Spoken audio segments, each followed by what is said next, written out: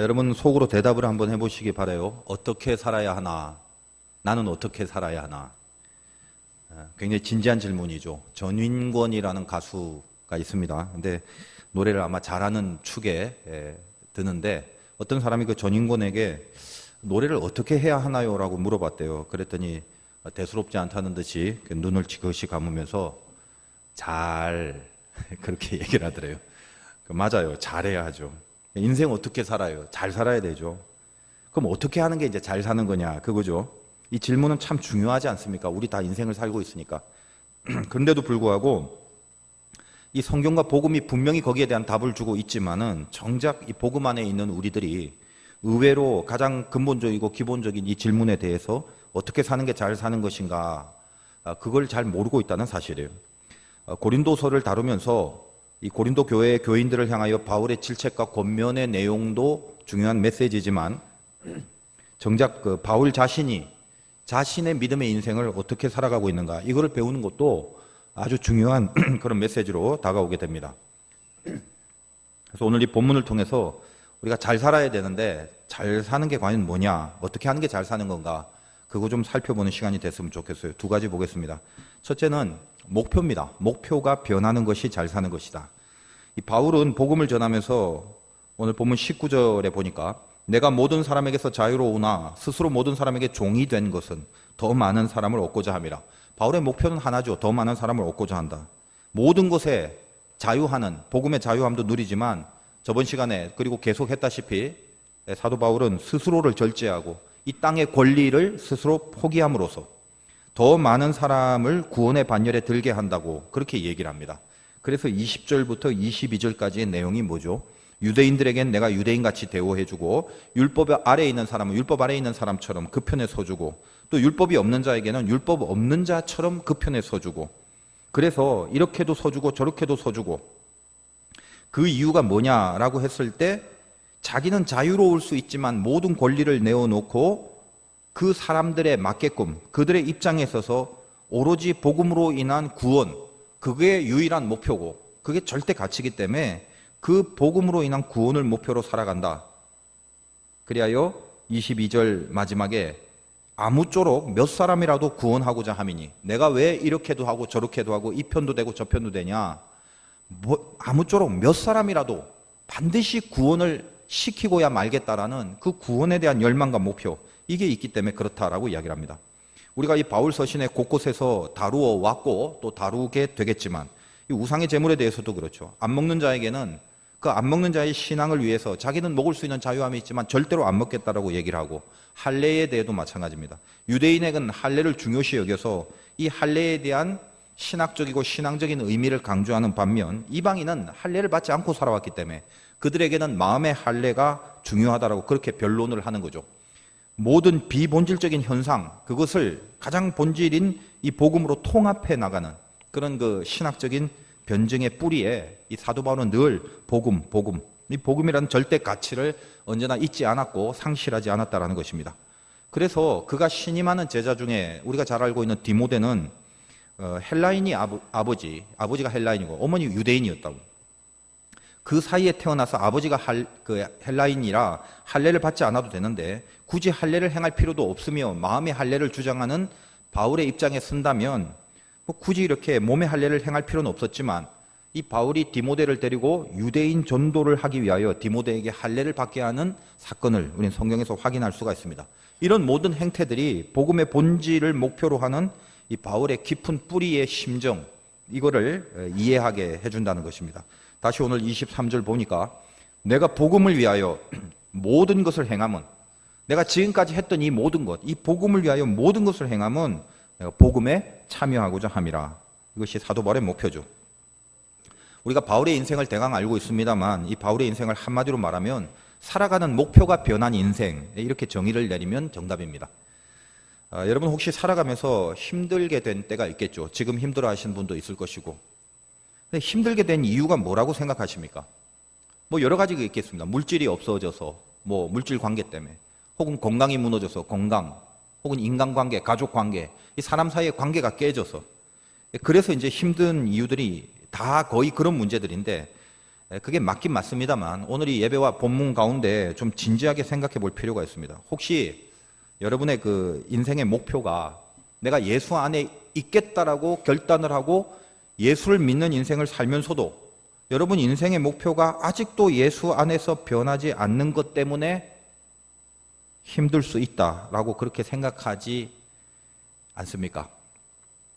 사람들이 세상 사람도 마찬가지지만 이 살면서 목표하는 것들을 한번 생각해 보세요. 바울을 예를 든다면 이 바울은 예수를 믿기 전에 확보한 인생에서 확보한 것들이 있죠.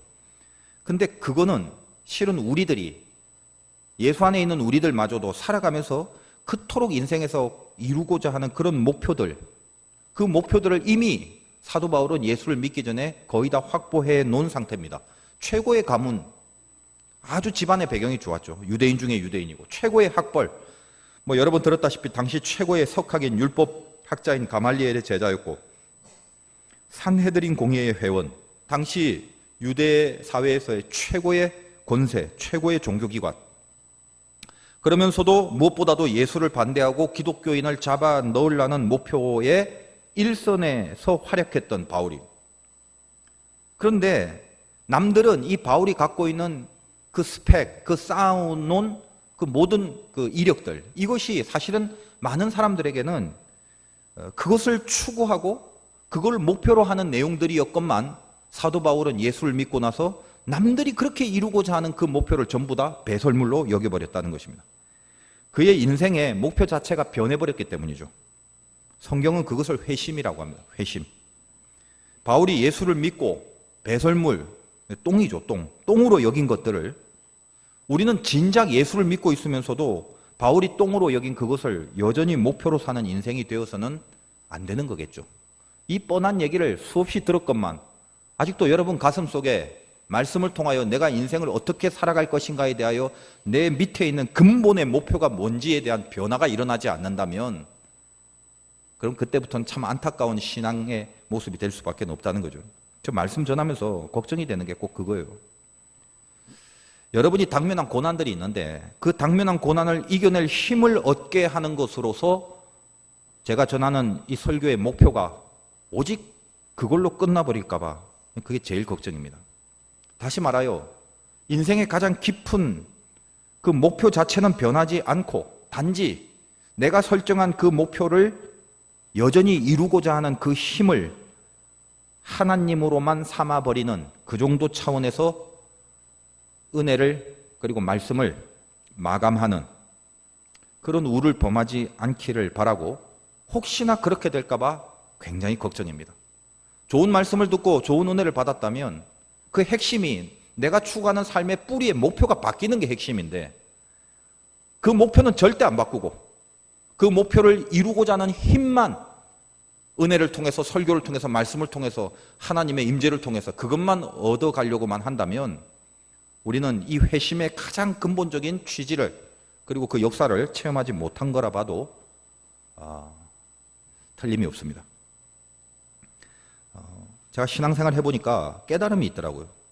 수많은 고난들이 있었고 여러분들도 이 자리에 있기까지 많은 고난을 겪었을 것입니다. 그 고난을 믿음으로 이겨냈던 시간들도 있었겠고 근데 고난이라는 게 예전에 한번 있었다고 해서 이제는 다시는 없을 거야. 그렇지 않죠. 계속 있죠. 왜 하나님은 당신의 자녀들에게 고난을 당하게 할까? 물론 그거 이겨서 영광을 선포하라라는 뜻도 있지만 정말 깊은 곳에 깔려있는 하나님의 그 의도, 고난을 주시는 의도가 있더라는 걸 제가 이렇게 신앙생활을 쭉 해보면서 깨달았어요. 고난이라는 건 이길 때도 있고 질 때도 있습니다. 그러나 이기든 지든 하나님과 함께 겪어내면서 그 고난을 통하여 결국은 어떻게 되냐면 인생의 깊은 목표를 바꾸시게 하는 섭리가 항상 따라오더라는 거예요. 단지 고난을 이겨서 아픔을 없애버리는 게 목표가 아니더라고요. 살아보니까 신자들을 보니까 고난을 통해 서서히 어떤 하나님 안에서 열매가 있냐 삶의 목표가 변해지더라는 거예요. 대표적으로 요나를 보세요. 요나의 목표는 다시스지 니느웨가 아니었습니다. 니느웨를 목표 삼지 않는 요나에게 하나님 나 다시스로 갈래요. 니느웨 안 갈 거예요. 나 다시스로 보내주세요. 그럴 때 하나님이 물고기 뱃속에 요나를 집어넣으시죠. 이 물고기 뱃속은 요나의 고난으로 상징됩니다. 그래서 요나서 2장 2절에 내가 받은 고난으로 말미암아 여호와께 불러 아뢰었더니 물고기 뱃속에서 하는 고백이에요. 내가 받은 고난으로 말미암아 여호와께 부르짖었대요. 고난이 오니까 수올의 뱃속에서 부르짖었다. 그 수올이란 말은 지옥이란 말이거든요. 그래서 요나가 물고기 뱃속에 있는 그 고통의 그 색깔을 수올, 지옥으로 표현하는 것입니다. 그 지옥과 같은 심정 속에 있었다는 거예요. 고난이 얼마나 큰지. 그래서 그 지옥과 같이 여겨진 그 고난의 한가운데서 요나는 어떻게 고백하냐면 다시 나는 주의 성전을 바라보겠나이다 하면서 그의 목표가 니느웨로 바뀌어버립니다. 저는 이것을 회심이라고 봐요. 목표가 바뀌는 것. 그것이 고난이 주는 절대 열매예요. 절대 열매. 여러분이 고난을 이겼다면 그 고난을 이겼다는 고백이 뭔지 아세요? 내가 고난을 극복했다가 아니라 변화되었다라는 고백이 나와야 마땅합니다. 여러분이 당한 고난이 그냥 극복돼서 아픔이 없어져 버리는 그 정도의 열매가 아니라 살아가는 목표가 변해버린 열매, 이것이 있어야 된다는 걸 잊지 말라는 거예요. 명심해야 돼요. 목표가 변해버리지 않는 이상 여러분의 고난은 해결된 것이 결코 아니라는 거, 그걸 알아야 됩니다. 저는 그 난무하는 이단들 바라보면서 느끼는 게 있어요. 보통 이단들이 아주 급속히 신생하죠. 뭐 어디서 그렇게 부쩍 늘어났는지 몰라요. 엄청난 폭발적인 성장을 합니다. 근데 그들이 갖고 있는 힘이 뭘까? 물론 배후에 사단의 권세가 조종하고 있습니다만 중요한 건 뭐냐면요. 공통적으로 모든 이단은 그 막강한 파워가 어디서 나오냐? 저 밑바닥에 그 모든 공동체의 목표가 하나요. 목표가 뚜렷하다는 거예요. 여러분 이단에 가보신 적이 있는지 모르겠네요. 시험 삼아 한번 갔다 와보세요. 분위기 어떤가? 혹시 뭐 이 중에 또 앉아 있는 사람이 있습니까? 어디 신천지에서 오신 분? 예. 다 형제 자매 같죠? 들어가면. 놀랍죠? 갑자기 그렇게 정이 쌓여져 있는 시간도 없었고 관계도 맺어지지 않았는데 언제 봤다고 들어가는 순간 형제 자매와 같은 사랑을 느끼게 되죠.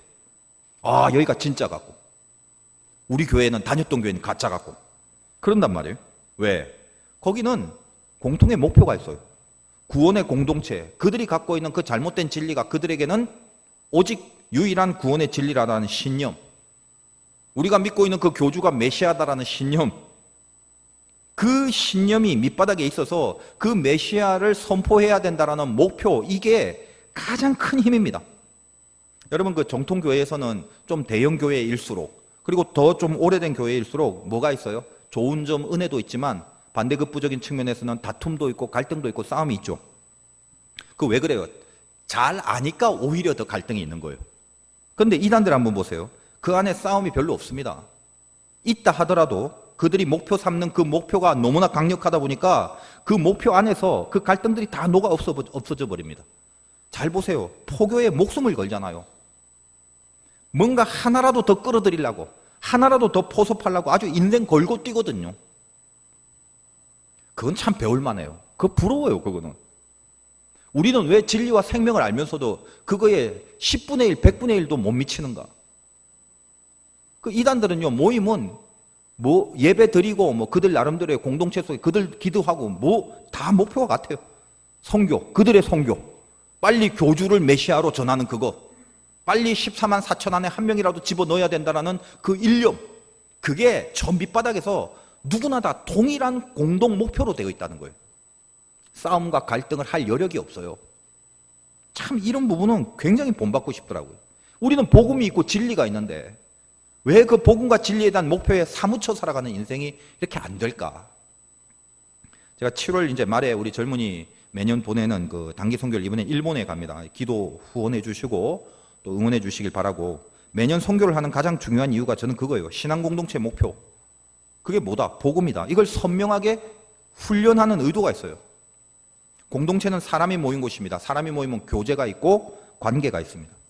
그럼 물론 얼마나 친하냐, 얼마나 정이 들었느냐, 뭐 이것도 좋은 거지만 교회의 운명 공동체라는 건 얼마나 친하고 얼마나 정이 들었냐라는 것이 교회의 운명을 결정하지는 않습니다.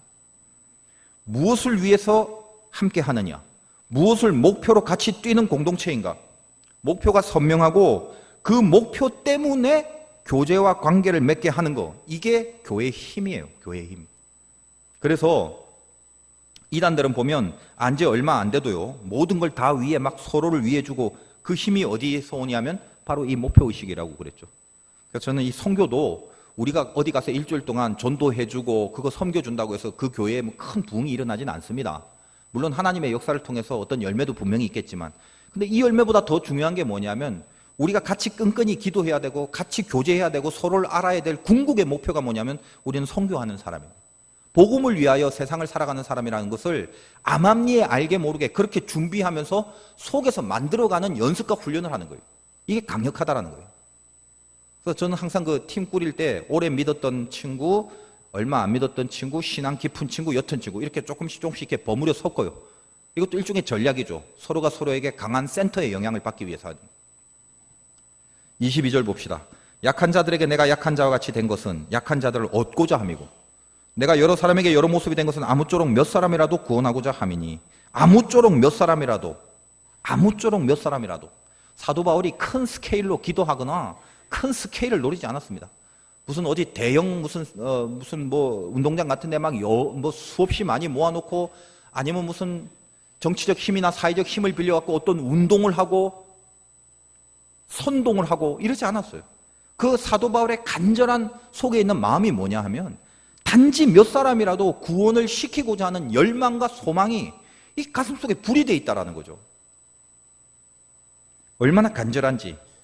그리고 23절에 이렇게 얘기합니다. 내가 복음을 위하여 이 모든 것을 행함은 이렇게도 했다가 저렇게도 했다가 궁핍에도 처했다가 풍부에도 처했다가 유대인에게도 갔다가 이방인에게도 갔다가 이 모든 번거로움과 이 모든 것을 다 감수하는 게 뭐다? 복음에 참여하고자 함이라. 목표죠, 목표. 바울의 목표. 여러분 안에 우리 교회도 이 복음이 공동의 목표가 될 때 그때 불이 붙어요, 불이. 제가 2008년도 1월 1일에 그 작전 기도를 한 게 있습니다. 제 나이 40이 되었을 때 인생에서 이제 처음이자 마지막으로 이제 부목사 시절을 청산해야 되기 때문에 뭐 어디 방법이 없으니까 하나님 이제 제가 할 수 있는 그 개척교회를 이제는 해야 되니까 개척교회를 하려고 이제 기도를 했습니다. 머릿속에서 자꾸 이제 시뮬레이션 생각을 하죠. 비전, 꿈 뭐 이런 것들. 근데 그때 그러면서 제가 그냥 선뜻 교회 이름도 생각을 했어요. 난 이제 개척을 하면 이 교회를 이름을 이렇게 줘야겠다. 그리고 목표도 선명하게 잡았어요. 굉장히 단순하지만 그 교회 이름은 안 가르쳐 줄랬는데 이거 복음을 전하는 게 교회 사명이잖아요. 그래서 교회 이름을 복음을 반대로 해서 음복교회 이렇게 정했어요. 복음교회라는 그 순복음도 있고 뭐 많을 거예요. 뒤져보면. 근데 이 복음을 거꾸로 해서 음복교회는 아마 인터넷에 뒤져봐도 음복교회는 거의 없을 거예요. 의미가 있어요, 저는. 왜? 복음은 하나님이 저에게 주신 소리죠, 우리에게. 복음은 하나님이 우리에게 주신 거니까 받은 복음을 이제 전하자. 그래서 복음을 반대로 전하는 음복, 복된 소리를 들었으면 복된 소리를 발해야 된다. 음복, 복의 소리를 내는 교회. 지금 생각해도 참 잘 지은 것 같아요. 혹시 누가 이 설교 듣고 개척교회 하면서 이 이름 따가지 마십시오. 저작권 있는 이름. 저는 그때 기도하면서 그 음복교회라는 건 이름을 짓고 해야지 하면서 기도하면서 마음속에 이 창세기에 있는 의인 10명에 대한 그 마음을 품었어요. 뭐 크고 작고 하등 상관이 없다. 만약 10명이라도 모조리 말씀 덩어리로 만들고 싶다. 막 이런 소망이 속에 있었어요. 그 말씀 덩어리가 뭡니까? 말씀대로 살라고 몸부림치는 교인들. 한 명도 빠짐없이 5명, 10명이라도 전부 다 저부터 시작해서 말씀대로 살라고 그렇게 몸부림치는 그런 성도들. 그리고 어디를 가나 복음을 전하는 통로가 되려고 하나님의 은혜를 끼치는 그 통로가 되려고 혈안이 되어 살아가는 그런 성도들. 그런 교회를 한번 해보자. 왜냐하면 그건 제가 초대교회에서 바라봤던 그 비전의 모습이었거든요. 늘 초대교회 환상을 마음으로 꿈꿔왔습니다. 그렇게 기도를 했는데 하나님의 섭리가 따로 있어서 저는 그 기도를 하고 나서 한 3일 이후에 우리 화도교회와 연결이 돼서 이 화도교회로 이끌어 주시는 섭리로 그 뒤를 밟아가게 됩니다. 그래서 저는 음복교회는 아니지만 제가 화도교회를 부임하고 저 혼자 화도 자꾸 해석을 하면서 예전에도 한번 말씀드렸다시피 제 나름대로 화도에 다른 뜻이 있지만 영적인 의미를 부여해서 화는 불화자고 도는 길도자다. 그래서 불의 길을 가는 교회. 이렇게 계속 저는 가슴속에 품고 있습니다. 어느 교회 섬기십니까? 화도교회. 뭔 교회죠? 불의 길 가는 교회. 그냥 저 혼자라도. 복음은 불입니다. 불은 목표가 하나예요. 그냥 다 태우는 거예요. 간단해요. 불이 있으면 다 태워요, 그냥. 복음의 불 앞에서 죄된 자, 이게 다 불탑니다. 뭐 핑계대고, 뭐 딴짓하고 빗나가고 그런 거 없어요. 복음의 불이 타오르면 그냥 죄악가 속에 빠져있는 자아가 그냥 깡그리 다 태워져 버린단 말이죠. 그리고 이 세상의 구원을 향해서 불처럼 번지기를 목표하는 거. 오직 그 목표로 살아갈 수 있는 교회. 그게 이상이죠. 아직도 그 생각하면 가슴이 뭉클하고 가슴이 뜨거워요. 저는 저의 마음이 목회를 하는 이상 계속 유효하기를 바라고 유효했음을 믿으며 또 그러기를 기대하고 있어요. 저나 여러분이나 때로는 유대인도 되고 이방인도 되고 할례자가 되고 무할례자가 되고 풍부배차하고 궁핍배차하고 건강하기도 하고 아프기도 하고 어떤 상태라도 복음을 가장 궁극의 목표로 해서 같이 뛰어가는 그런 모습의 교회.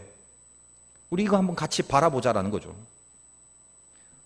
목사가요, 다른 헌신자도 마찬가지입니다만 특별히 목회자가 복음이 궁극의 목표가 아니면 그때부터 변질됩니다. 복음이 궁극의 목표가 아니면 이익을 찾죠. 인간 다 똑같아요. 그리고 어떤 권세를 찾고 대우를 바라게 되고 불평과 원망이 나오고 억울해하고 속상해하고. 복음이 목표가 되면 예수에 미쳐버리고 복음에 미쳐버려야 되는데 내가 무엇을 위해 사는가, 어떻게 사는 게 잘 사는 것인가를 이 복음의 목표를 두고 생각하지 않으면 나오는 발상이나 품는 감정들이 전부 다 틀려버리게 된단 말이에요. 여러분도 마찬가지입니다. 특별히 고난을 당할 때 한 번쯤 이렇게 세상 사람과 대화를 한번 해보세요. 난 왜 이렇게 다르지? 저들이 갖고 있는 고난과 내가 갖고 있는 고난 이상하다. 똑같이 고난을 당하는데 저들에게 없는 뭔가가 내 안에 있구나. 이런 걸 느끼셔야 돼요. 대화를 통해서든 그냥 자기 생각을 통해서든 기도를 통해서든 세상 사람들에게는 우리가 갖고 있는 목표가 없어요. 고난이 있으면 고난을 물리적인 고난밖에 없으며 그 물리적인 고난을 물리적인 해법으로만 해결하려는 바람밖에 없다고요. 우리는 물리적인 고난을 받더라도 이 안에서 영적으로 해결하려는 또 다른 목표가 있어요. 어떤 아픔 속에서도 내 안에 뭔지 모르겠지만 복음이라는 게 있다 보니까 내가 여기서 이 고난을 통해서 바뀌어야 될 삶의 목표가 있구나라는 걸 세상 사람들에게는 없는 그 목표가 내 안에 있다는 걸 은근히 느끼게 돼요. 잘 오신 겁니다.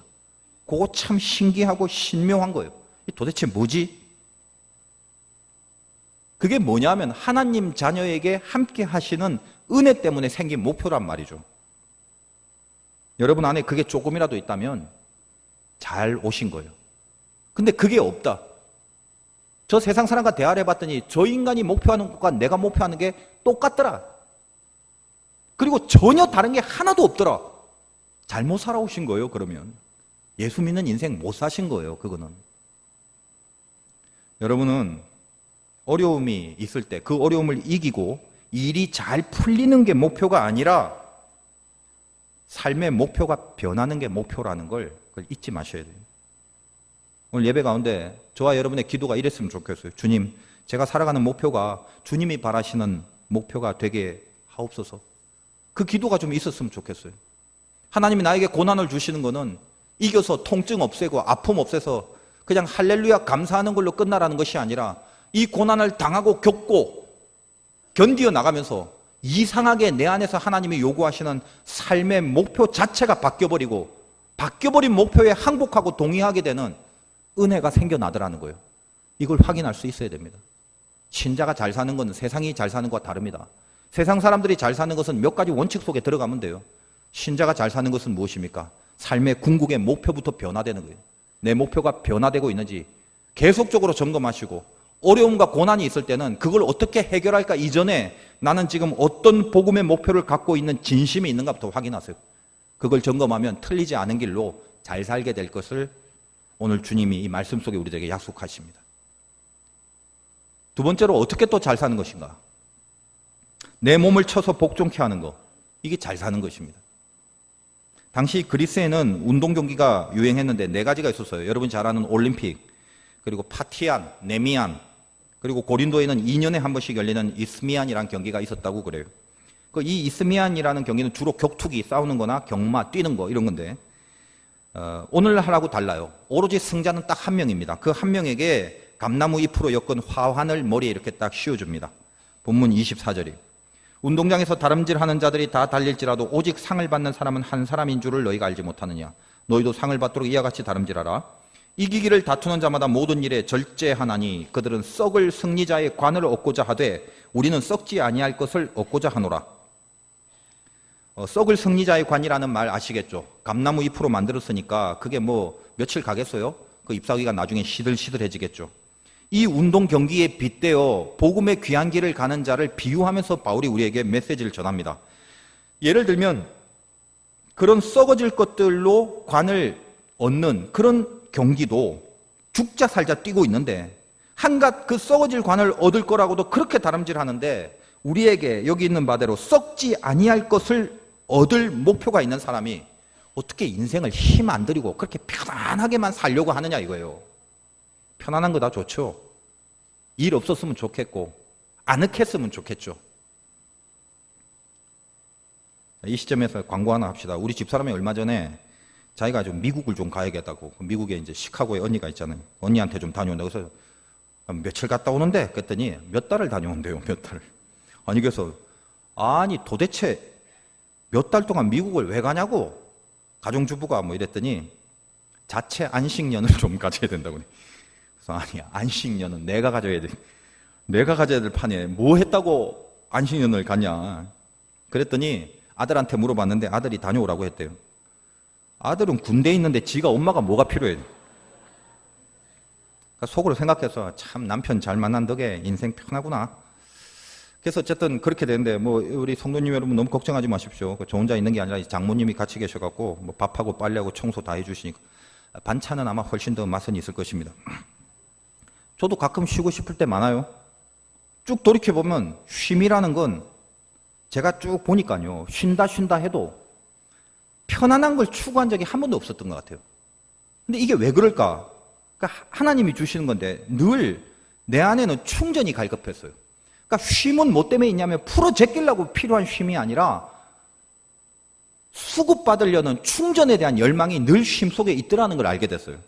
지금도 마찬가지고 앞으로도 계속 그럴 것 같습니다. 다시 쪼이기 위한 need, 이 NEED, 필요성.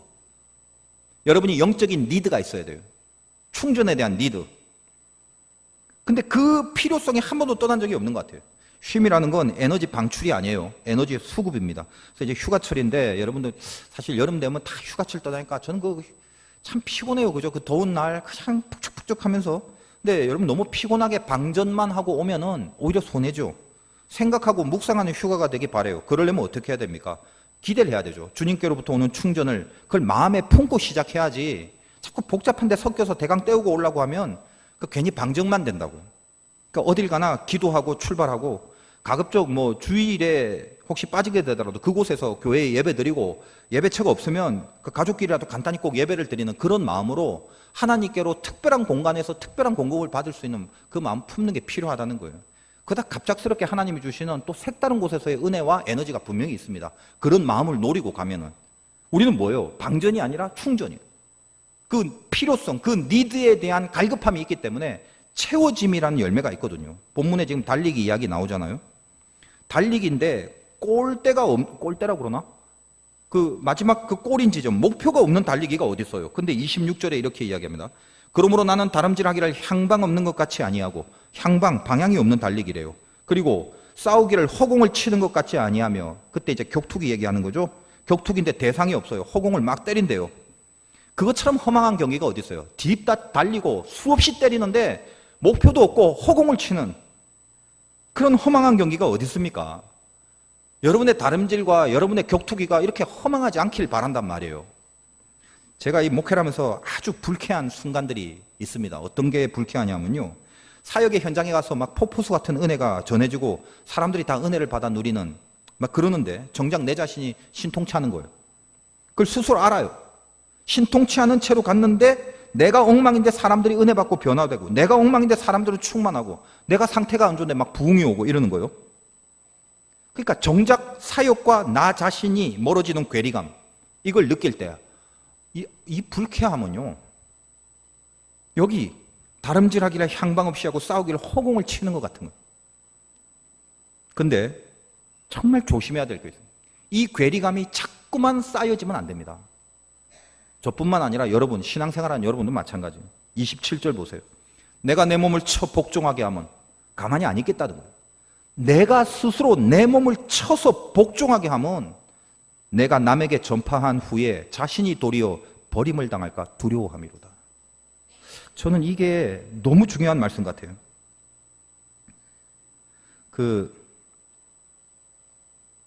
혹시 이 괴리감이, 나와 사역 사이의 괴리감이 자꾸 깊어지고 오래돼 버리면요, 버림받는 것에 대한 두려움조차도 없어질 수 있단 말이에요.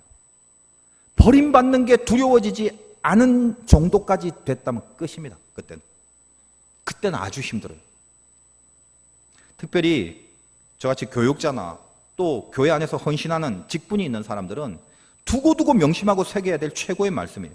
자신이 도리어 버림을 당할까 두려워해라.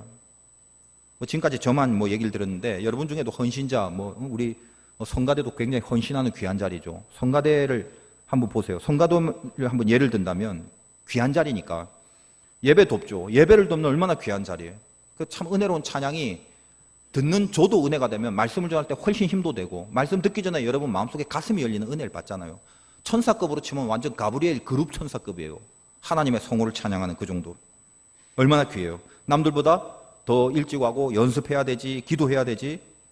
성가를 통해서 하늘의 보좌가 움직이는, 성도들에게 은혜의 문을 열게 하는 은혜의 통로가 되는 도구로 하나님이 사용하시는 귀한 자리죠.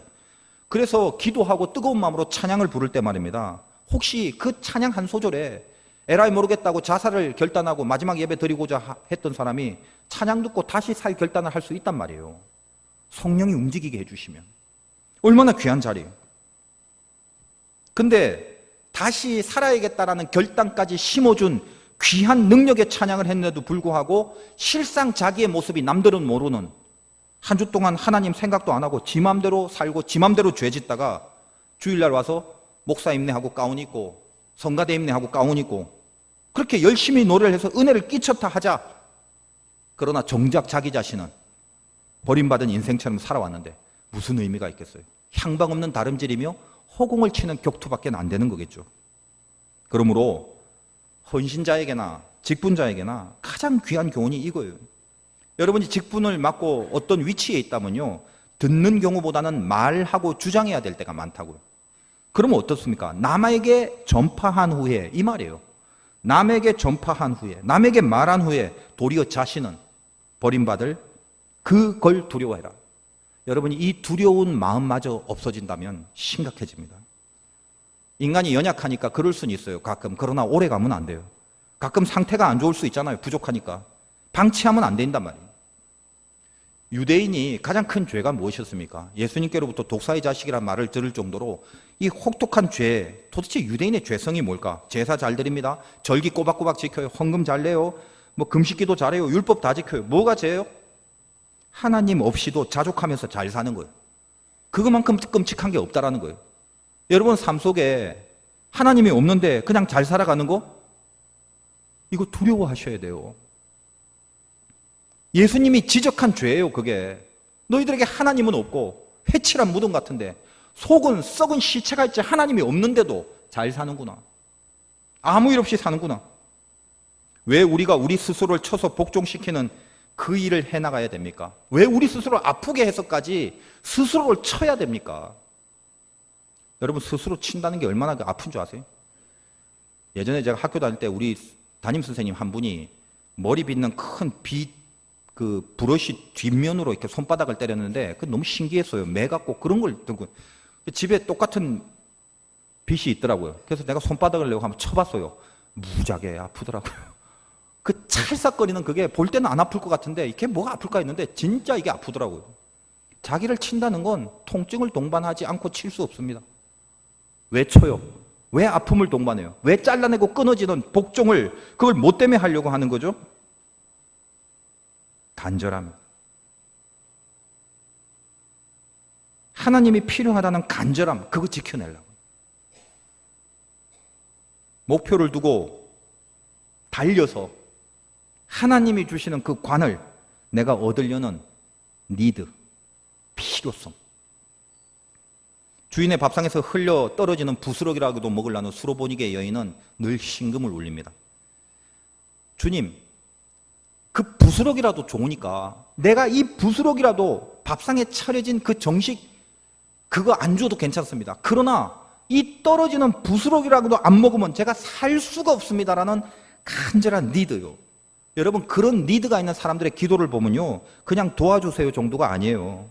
살려달라는 기도가 나와요. 살려달라고.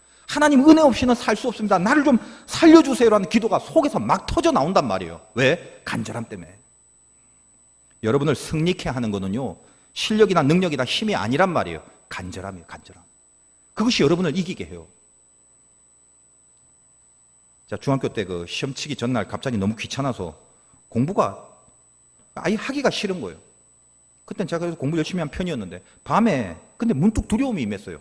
왜 그랬는지 몰라요. 뭘 하고 있나? 내일 시험인데 나 지금 뭐 하고 있지? 정신 어디 나갔나? 갑자기 각성이 생기는 거예요.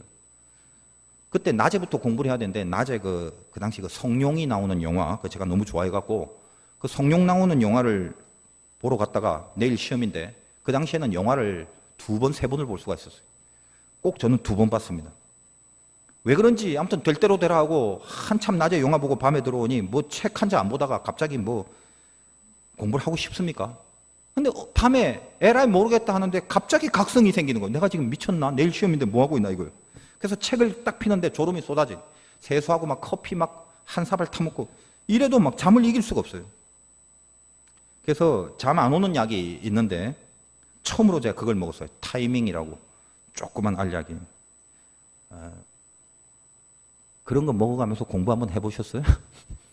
근데 밤새 공부를 했어요. 한숨도 안 자고. 100점을 맞았죠. 그 시험 결과로 얼마 후에 그 학교에서 수학 경시대회를 하는데 그 반 대표로 제가 나갔어요. 그 종교에서 대표들 모여서 수학 경시를 열었는데 제가 뽑혀 들어간 거죠. 문제가 너무 어려워서 반도 못 풀고 있었는데 감독하는 선생님이 2분이셨어요. 근데 이분이 이리저리 돌아다니면서 중간에 잠시 스치듯 만나서 대화를 하는데 그 옆에서 제가 그 선생님의 대화를 들었어요. 중학교 때 들은 게 아직도 잊혀지지 않아요. 뭐라고 하냐면요. 아, 박 선생, 여기 있는 학생들하고만 수업을 했으면 좋겠어. 제가 그 학생 중에 한 명이잖아요. 경시대에 입상은 못했지만 그 말 한마디 듣고 속에서 타이밍 먹어가면서 오늘 성경식으로 하면 자기를 처복종시킨 건데 그렇게 공부했던 보람이 가슴이 막 기쁨이 막 올라오더라고요. 자기를 처복종케 한 결과가 뭐예요? 이 거룩한 영의 싸움의 승자가 되는 것. 내가 나를 쳐서 복종케 하는 그 모습을 통해서 그 아픔을 감내하고 있는 우리를 보고 하나님이 야, 난 너하고만 같이 있고 싶단다. 그렇게 말씀을 하시면 얼마나 기쁘겠어요. 저만 기쁜가요? 그 이야기를 하나님이 난 이 목사 너하고만 같이 있을 거야. 김 집사 난 너하고만 같이 있을 거야. 이런 얘기를 들으면 참 눈물이 날 것 같지 않습니까? 여러분 마음대로 편하게 살 거예요 그렇게? 그게 기쁠 것 같아요? 하나님 없이도 자기를 쳐서 복종시키는 작업이 하나도 없이 아무 일 없는 것처럼 그렇게 살아가는 것처럼 두렵고 끔찍하고 한심하고 비참한 일이 없습니다. 여러분 안에 하나님이 필요하다라는 이 간절하고 처절한 바람이 생기길 원해요. 임재가 없다고요? 은혜가 없다고요? 그 임재를 체험하기 전에 간절함이 있나 보세요. 간절함을 기도해 봤는지 필요는 임재를 부릅니다. 여러분 마음속에 하나님에 대한 필요가 절박해질 때 이 절박함이 간절함을 통하여 토로가 되고 이 간절함은 반드시 임재를 부르게 돼 있단 말이에요. 다른 걸 보지 마시고 나를 쳐서 복종시키기까지 하나님의 편에 서고 싶고 하나님 없이는 살 수 없다라는 그 간절함으로 그 은혜를 향한 그 거룩한 그 필요가 오늘도 예배와 이 말씀 가운데 저와 여러분 안에 생겨지시기를, 그래서 잘 살아가시기를 주님의 이름으로 축원드립니다.